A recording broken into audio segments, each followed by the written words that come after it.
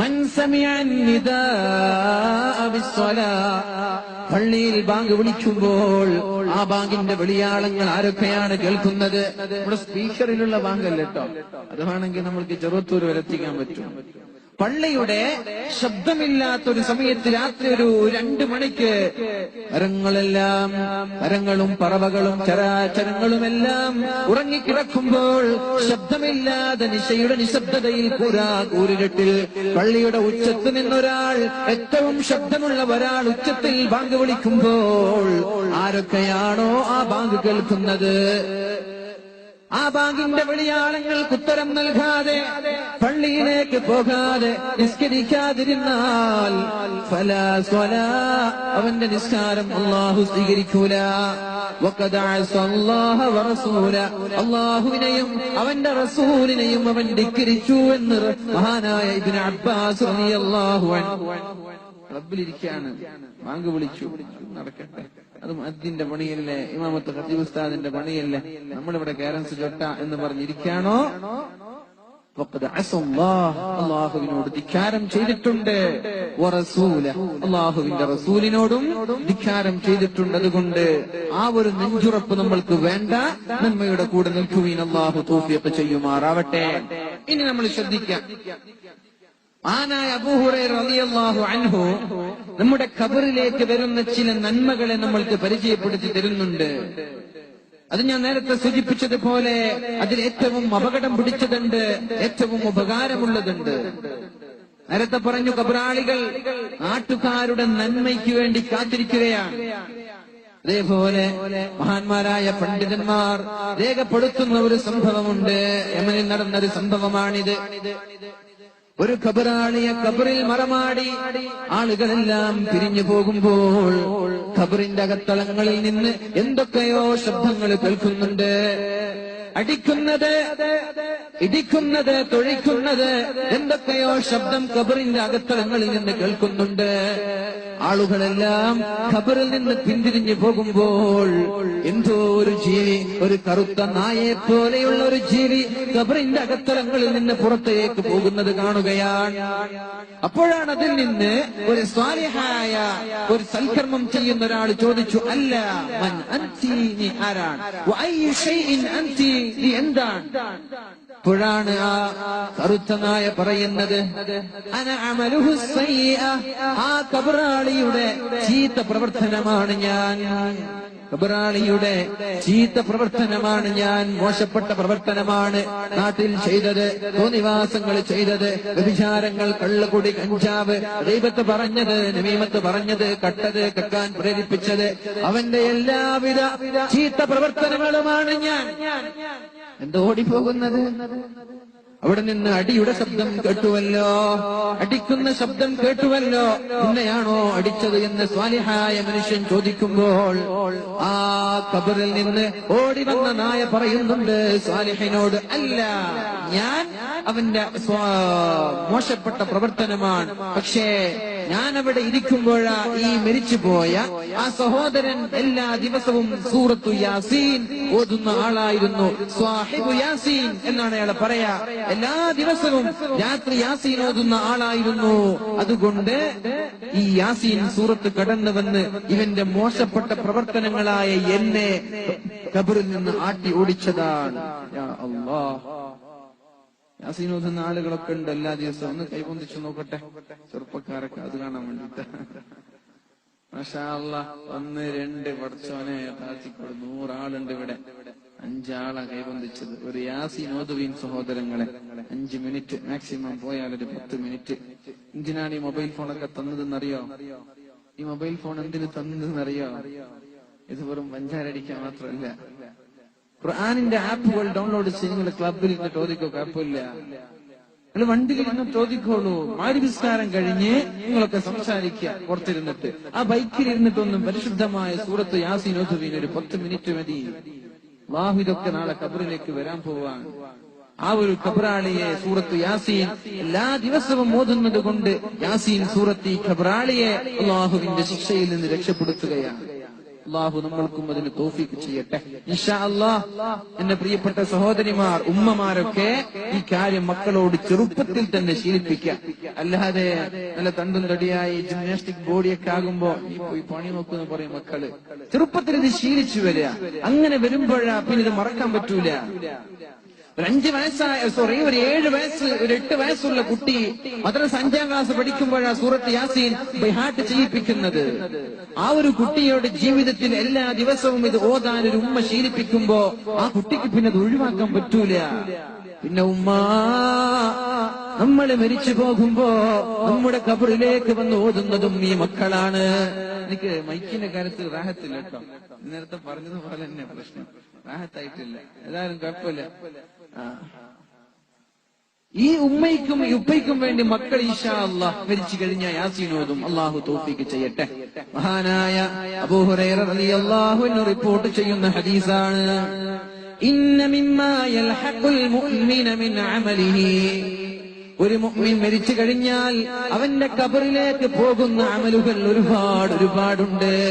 നമ്മുടെ മരണത്തോടു കൂടെ നമ്മുടെ നന്മകൾ അസ്തമിച്ചാലും നമ്മുടെ സൽപ്രവർത്തനങ്ങൾ അസ്തമിച്ചാലും ഇവിടെ എന്താണ് നമ്മൾ ചെയ്തു വെച്ചിട്ടുള്ളത് അത് നാളെ നമ്മുടെ ഖബറിലേക്ക് കടന്നു വരുമെന്ന് റസൂലുള്ളാഹ്.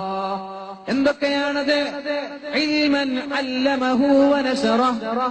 കുറച്ച് കാര്യമുണ്ട് ഇൻഷാ അല്ലാഹ്, അത് വിശദീകരിച്ച് ഞാൻ നിർത്തുന്നു. ഒന്ന്, ഇൽമൻ അല്ലമഹു വനശറ.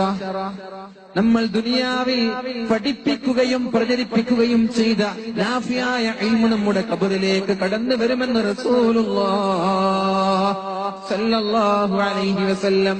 നമ്മളിവിടെ ഇതൊരു ഇൽമിന്റെ സദസ്സാണ്.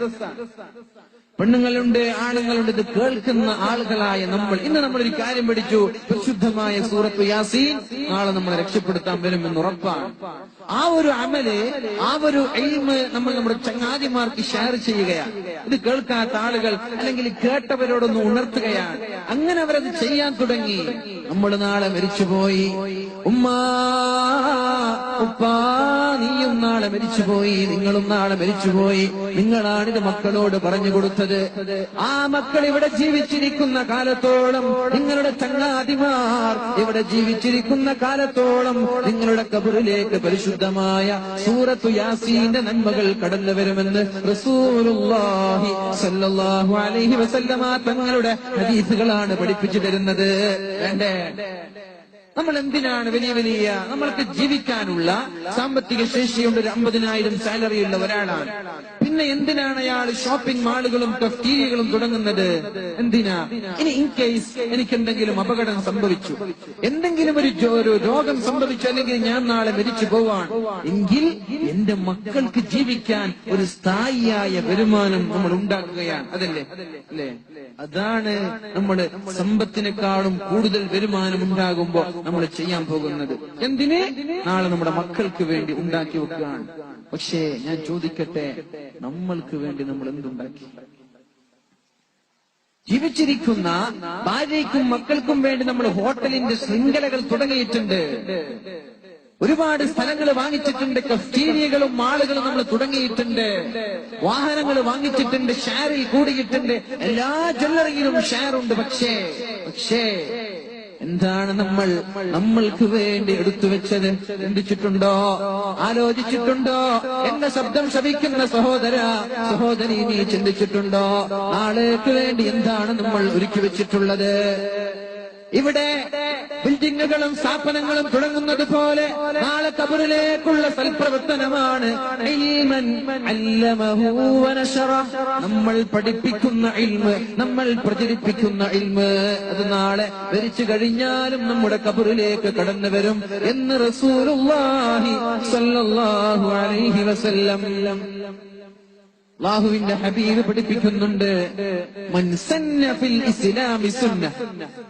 ഇസ്ലാമിൽ ഒരാൾ ഒരു പുതുതായ കാര്യം ചെയ്താൽ ആളുകൾ പറയുന്നുണ്ട് ബിദ്അത്താണ്, അല്ലേ? വലിയ ചർച്ചകൾ നടക്കുന്ന വിഷയമാണ്. സ്വഹീഹ് മുസ്ലിം റിപ്പോർട്ട് ചെയ്ത ഹദീസാണ്. ഈ ഒരു ഹദീസ് മതി സുന്നത്ത് ജമാഅത്തിന്റെ ആളുകൾക്ക്. എന്താണ് സന്ന എന്ന പദത്തിന്റെ അർത്ഥം? മൻ സന്ന ഫിൽ ഇസ്ലാമി സുന്ന. സുന്നത്തൻ ഹസന. ഇസ്ലാമിൽ ഒരാൾ ഒരു പുതുതായ ഒരു പ്രവർത്തനം തുടങ്ങിയാൽ, ഇൻ കേസ് ഫോർ എക്സാമ്പിൾ നമ്മുടെ ഹൈദരലി ശിഹാബ് തങ്ങൾ മജ്ലിസ് നൂർ തുടങ്ങി, ഹദ്ദാദിന്റെ മജ്ലിസ് തുടങ്ങി, മൻഖൂസ് മൗലീദ് പാരായണം ചെയ്യാൻ തുടങ്ങി, അങ്ങനെ ഒട്ടനവധി നന്മകൾ നമ്മൾ തുടങ്ങാറുണ്ട്. മൻ സന്ന ഫിൽ ഇസ്ലാമി സുന്നത്തൻ ഹസന, ഇസ്ലാമിൽ ഒരു സുന്നത്ത് നല്ല കാര്യം ഒരാൾ ചെയ്യാൻ തുടങ്ങി എങ്കിൽ ഫലഹു അജ്റുഹാ, ആ തുടങ്ങിയതിന്റെ പ്രതിഫലം അല്ലാഹു അവന് നൽകുമെന്ന് റസൂലുള്ളാഹ്. ഹദ്ദാദ് തുടങ്ങിയ ആൾ, ആനായ സാഹിബുൽ ഹദ്ദാദ് തുടങ്ങിയതിന്റെ പ്രതിഫലം അല്ലാഹു നൽകുന്നുണ്ട്. ഇത് നമ്മളൊക്കെ ചെല്ലാണ്, യാ അല്ലാഹ് ഇത്ര വർഷമായി അദ്ദേഹമൊക്കെ ലോകത്തോട് വിട പറഞ്ഞിട്ട് നമ്മൾ ചെല്ലുന്ന ഹദ്ദാദിന്റെ പ്രതിഫലമൊക്കെ അദ്ദേഹത്തിന്റെ ഖബറിലേക്ക് പോവാൻ ലോകത്ത് നമ്മുടെ പ്രത്യേകിച്ച് പ്രവിശ്യ നമ്മുടെ കേരളത്തിലെ ലക്ഷക്കണക്കിന് ആളുകൾ എല്ലാ ദിവസവും രാത്രി ഹദ്ദാദ് ചെല്ലുന്നുണ്ട്. അതിന്റെ അണമുറിയാത്ത നന്മകളുടെ പ്രതിഫലങ്ങളുടെ കുംഭാരങ്ങൾ തിരിച്ചുപോയ അദ്ദേഹത്തിന്റെ ഖബറിലേക്ക് എത്തിക്കൊണ്ടിരിക്കുകയാണ്. യാ അല്ലാഹ്, ഇതിനാണ് നമ്മൾ ഇവിടെ എന്തെങ്കിലും ഒരുക്കി വെക്കണം എന്ന് പറയുന്നത്. മൻഖൂസ് മൗലീദ് പാരായണം ചെയ്യുന്നുണ്ട്. സയ്യിദുൽ മഖ്ദൂം റളിയല്ലാഹു അൻഹുവിന്റെ ഖബറിലേക്ക് എത്തുന്നുണ്ട് അതിന്റെ പ്രതിഫലങ്ങൾ. മജ്ലിസുൻ നൂർ നമ്മൾ പാരായണം ചെയ്യുന്നുണ്ട്. നാളെ ഹൈദരലി തങ്ങൾ ലോകത്തോട് വിട പറയുമ്പോ അദ്ദേഹത്തിന്റെ ഖബറിലേക്കും ഇതിന്റെ പ്രതിഫലം എത്തിക്കൊണ്ടിരിക്കും. ഇന്നും അദ്ദേഹത്തിന് കിട്ടുന്നുണ്ട്. ഫലഹു അജ്റുഹാ, അവൻ ആരൊക്കെയാണോ ഇത് ചെയ്യുന്നത് അതിന്റെ പ്രതിഫലം അവന് ലഭിക്കുമെന്ന് മാത്രമല്ല, വഅജ്റു മൻ അമില ബിഹാ, ആരൊക്കെയാണോ ഇത് പ്രവർത്തിക്കുന്നത്, ആരൊക്കെയാണോ ഇത് ചെയ്യുന്നത്, അവരുടെ സൽപ്രവർത്തനങ്ങളും അവരുടെ പ്രതിഫലങ്ങളും അല്ലാഹു ഇവന് നൽകും. മിൻ ഗൈരി അൻ യൻഖുസ മിൻ ഉജൂരിഹിം ഷൈ.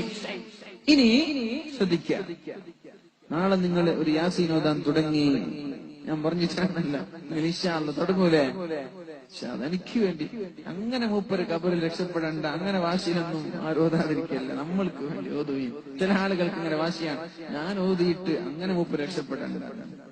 അങ്ങനെ നമ്മൾ ഓതുമ്പോ നിങ്ങൾക്ക് എന്താണോ അല്ലാഹു പ്രതിഫലം നൽകുന്നത് അതിൽ നിന്നൊരു അണ്ണു തൂക്കം പോലും അല്ലാഹു കുറക്കൂല.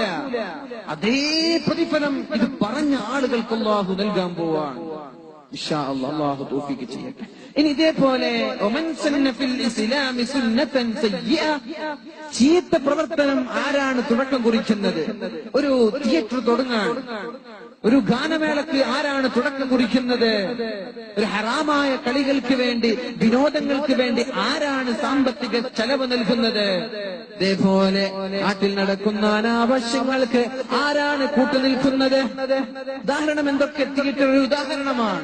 അല്ലെങ്കിൽ ഗാനമേള നടത്താൻ പ്രത്യേകമായ ഒരു സ്ഥലം കൊടുക്കുക, അല്ലെങ്കിൽ ഹറാമ് ചെയ്യുന്ന എന്തെങ്കിലും ഒരു സ്ഥലം നമ്മൾ ഇവിടെ നിന്ന് കൊടുക്കുക. അങ്ങനെ ഒരാൾ തിന്മ ചെയ്യാൻ തുടങ്ങിയാൽ കാന അലൈഹി വിസ്റുഹാ, ആ തിന്മ അവന്റെ ഏടിലുണ്ട്. വവിസ്റു മൻ അമില ബിഹാ, ആരൊക്കെയാണോ എത്ര കാലത്താണോ അവിടെ ഗാനമേള നടക്കുന്നത്, എത്ര കാലത്താണോ അവിടെ സിനിമാ തിയേറ്ററിൽ സിനിമ ഓടിക്കൊണ്ടിരിക്കുന്നത്, ആരാണ് ഇതിന് സ്ഥലം കൊടുത്തത്, ആരാണ് ഇതിന്റെ ബിൽഡിംഗ് കെട്ടിച്ചു കൊടുത്തത്, ആരാണ് ഇതിന്റെ പിന്നിൽ പ്രവർത്തിക്കുന്നത്, എത്ര കാലം അതിന്റെ ഉടമസ്ഥൻ അല്ലാഹു ഇതിന്റെ പ്രതിഫലങ്ങളല്ല, ഇതിന്റെ എല്ലാ ചിന്മകളുടെയും അല്ലാഹു ശിക്ഷ നൽകിക്കൊണ്ടിരിക്കുമെന്ന് സയ്യിദുനാ വഹബീബുനാ മുഹമ്മദുർ റസൂലുള്ളാഹി സ്വല്ലല്ലാഹു അലൈഹി വസല്ലം. സല്ലല്ലാഹു അലാ മുഹമ്മദ്. ഉറക്കശല്യം എണീറ്റിക്കണോ? ഒന്ന് എണീറ്റിക്കല്ലേ, നേരത്തെ ഇരിക്കുന്ന ആളുകളുണ്ട്, ഒന്ന് എണീറ്റിക്ക. സല്ലല്ലാഹു അലാ മുഹമ്മദ്.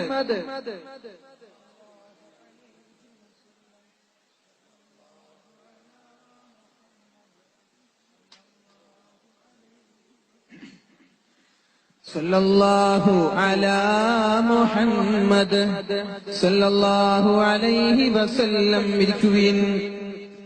അതുകൊണ്ട് ഒരു നന്മ ചെയ്യുമ്പോൾ ആരൊക്കെയാണോ അത് പിന്തുടരുന്നത് അവരുടെ നന്മകളെല്ലാം അല്ലാഹു നമ്മൾക്ക് നൽകുന്നുണ്ട്. അത് ജീവിതകാലത്ത് ലഭിക്കും. ഇനി നമ്മൾ മരിച്ചാൽ ഖിയാമത്ത് നാൾ വരെ ആരൊക്കെയാണോ നീ ചെയ്ത ഒരു നന്മയ്ക്ക് കാരണമായി ചെയ്യുന്നത് ആ നന്മകളും നിന്റെ ഖബറിലേക്ക് കടന്നു വരികയാണ്. നമ്മുടെ പള്ളി, ആ പള്ളിയിൽ ആരൊക്കെയാണോ നിസ്കരിക്കുന്നത്, ആരൊക്കെയാണോ ഖുർആൻ ഓതുന്നത്, ആരൊക്കെയാണോ തസ്ബീഹ് ചെല്ലുന്നത്, ആരൊക്കെയാണോ ദിക്ർ ചെല്ലുന്നത്, ഇൻഷാ അല്ലാഹ് ആ പള്ളി നിലനിൽക്കുന്ന കാലത്തോളം നമ്മൾ നാളെ മരിച്ചു പോയാലും നമ്മുടെ ഖബറിലേക്ക് അതിന്റെ ഷെയർ എത്തിക്കൊണ്ടിരിക്കും. അല്ലാഹു സ്വീകരിക്കുമാറാവട്ടെ, അല്ലാഹു സ്വീകരിക്കുമാറാവട്ടെ, അല്ലാഹു സ്വീകരിക്കുമാറാവട്ടെ. മനുഷ്യൻ മരിക്കുമ്പോൾ ഖേദിക്കുന്നത് ഒരൊറ്റ ഒരു കാര്യത്തെ ഓർത്തിട്ട. എല്ലാ മനുഷ്യനും ഇത് ഖേദിക്കും. നന്മ ചെയ്തവനും ഖേദിക്കും, ചെയ്യാത്തവൻ പ്രത്യേകിച്ച് ഖേദിക്കും. എന്താണ് അവൻ പറയുന്നത്? റബ്ബിർജിഊൻ, അല്ലാഹുവേ എന്നെ മടക്കണേ. ഹത്താ ഇദാ ജാഅ അഹദഹുൽ മൗത്ത് ഖാല റബ്ബിർജിഊൻ ലഅല്ലി അഅമലു സാലിഹാൻ فيما تركت كلا إنها كلمة كلا إنها كلمة هو قائلها ومن ورائهم برزخ إلى يوم يبعثون. മരിക്കുമ്പോൾ എല്ലാവരും കൊതിച്ചു പോകുന്ന ഒരു സംഭവമുണ്ട്.